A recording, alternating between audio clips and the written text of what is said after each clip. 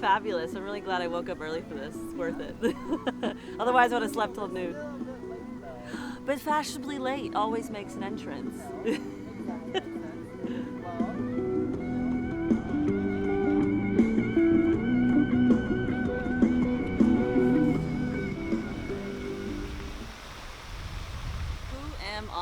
Great question. So I am a local queer, demisexual, married, living in Austin, Texas. Been here my whole life, but call myself a unicorn. Very rare. How do you feel your queer identity has shaped you throughout your life and your perspective on life? Well, I suppose I came out when I was 16, so I wasn't straight for too long, I suppose. But just putting it out there, pronouns she, her. But I think the queer community has a big play in my lifestyle. Like when I came out, I was obviously rejected at first from my family. Out youth was the only thing that really kind of saved my grace. And losing all my friends at that time of my life was very kind of traumatic. So I think all of my 20s I've really kind of looked towards the gay community for that solstice of acceptance. I think people need to realize to speak up. Like if they're uncomfortable with the situation, they need to verbalize. I think the LGBT community in Austin specifically may be different in another city, but I do think it's important to participate and not to hide away, because whether we like it or not, we're role models in someone's eyes. Like me just holding my wife's hand down a street could be a huge thing for a local kid. I always fear that if I had a rainbow flag outside my house, because I do live 20 minutes down south, and a lot of conservative people that are my neighbors, but if I hung that flag, what would that do to my neighbors? Would that bring solstice and kind of an energy of oh my gosh, this is really cool for my neighborhood? Or would that kind of burn some bridges? I've always kind of worried about that. So I do think we should speak up, and be a representation for other people, especially in this climate, right? It's a bit overwhelming sometimes. Speaking of strong climates, yeah. Recently, we had the overturn of Roe v. Wade. Mm-hmm. What do you think about this? What are your thoughts? Well, I do feel like a second-class citizen at the moment. I think it's just kind of a snowball effect for things to come. I think it's really important for our queer, male-identifying individuals to stand up as well. Whether this has nothing to do with them, it has everything to do with them.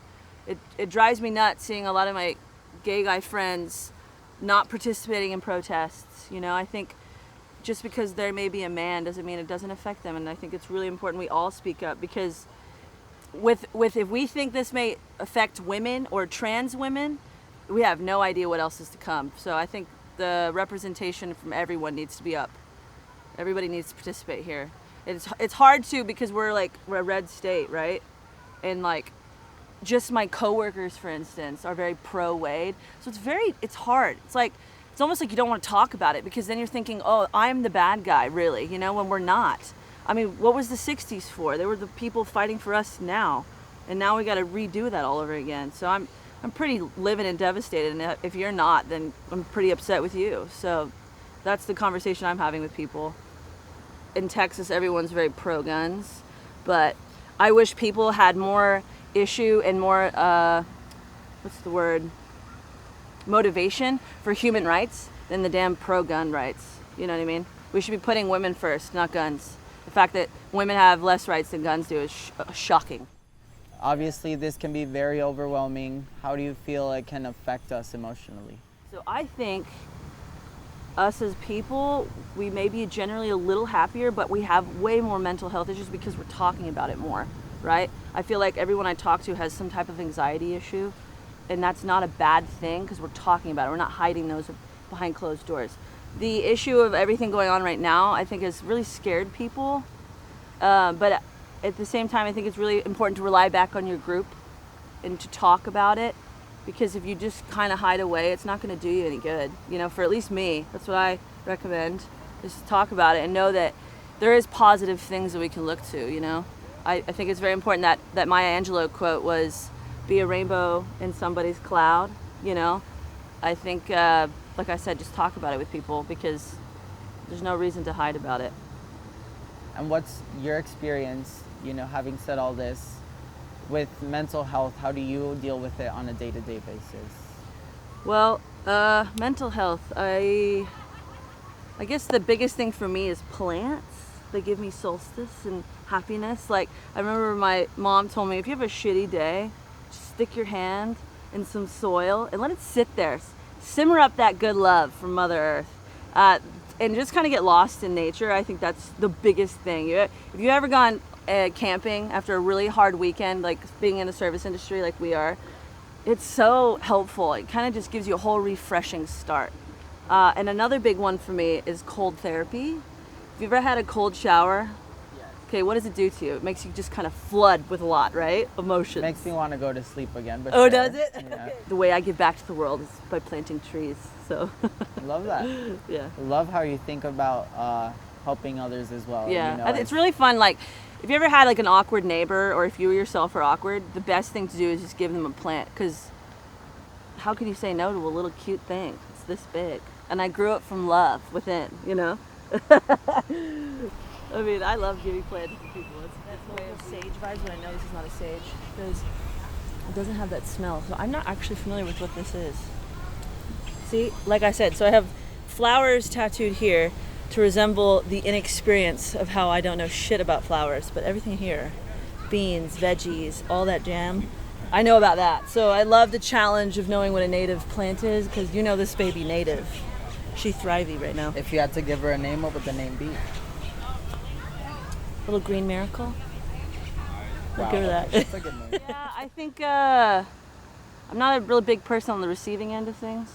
I like to give. I think that's important. Like, for instance, giving to your community, giving advice to others when needed, giving to the less fortunate when totally is important. I think it's very good for you to realize what you have and to know that it's important to give back. And that, in my way of doing, is plants, because I'm good at it, so why not? I mean, like, I think we're all teachers, whether we like it or not. So if you can show someone you can do something, it becomes a kind of ricochet effect, So. Well, what do you believe in, Elora? What do you feel like? I believe in Bob the drag queen. That's who I believe in. That's your motivation for the day-to-day? Well, yeah, because Bob is a comedy queen, right? And Bob did something provocative that a lot of drag queens don't do. Drag queens go to Austin or some big city and do a performance at a gay club. Bob goes to small towns and inspires the local pastor to get dressed. That is inspirational to me, Going to a very scary place, not knowing what may come of it, and being your true authentic self. Doesn't matter who's around you. To have the courage and the strength to do that is... Do you see yourself in them a little bit? I try to. I think that's more of a role model. I mean, I don't think I have the courage to go to, Beaufuck nowhere. That's scary shit. But And what about your personal mottos? Mottos and mantras, they're a very catchy slogan for a business.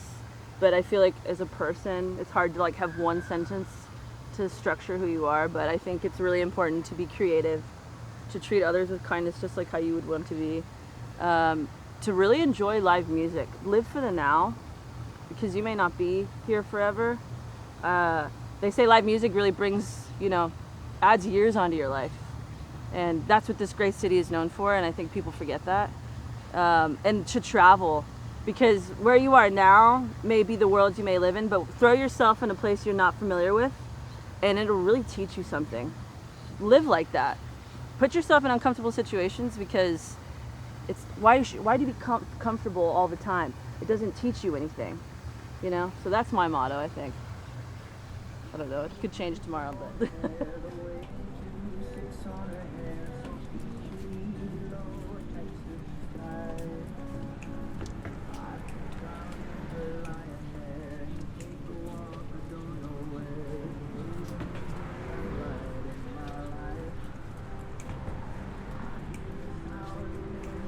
Be a little badass, Get a rough around the edges. There's nothing wrong with getting a little dirt under your nails, skidding your knees, making a fool of yourself in public. There's nothing wrong with that. Don't be embarrassed. Just keep your head high. Be a little badass.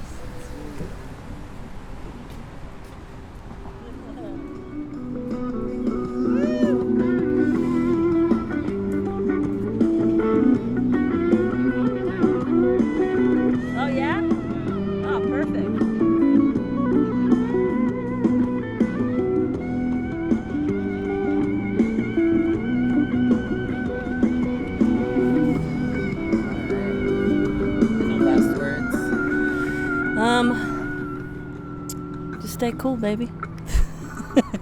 I love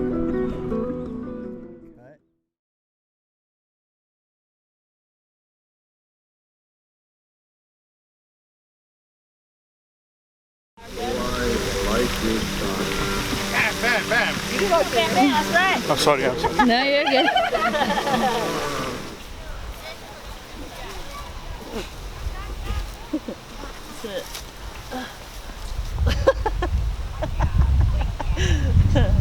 My playful side.